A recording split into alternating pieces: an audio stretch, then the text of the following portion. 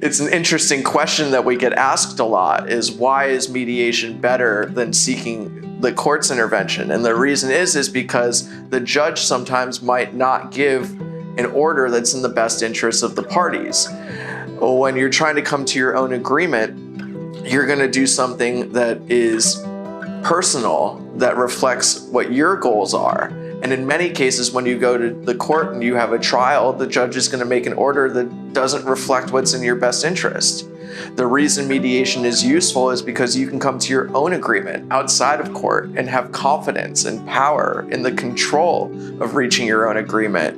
And that's the beauty of mediation. When we talk about the law as it pertains to mediation, sometimes we'll use the law because it's a good guideline for how we might approach an issue, but oftentimes, especially when it comes to issues of custody, spousal support, child support, a judge might issue an order that's not reflective of what is personal and best for you.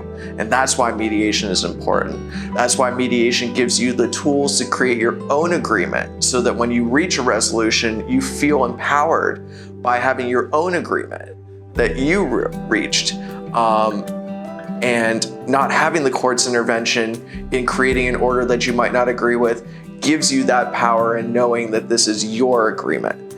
In many cases, when I worked in trials and the judge issued an order, parties would come back and say they don't agree or they feel like it's not an effective agreement.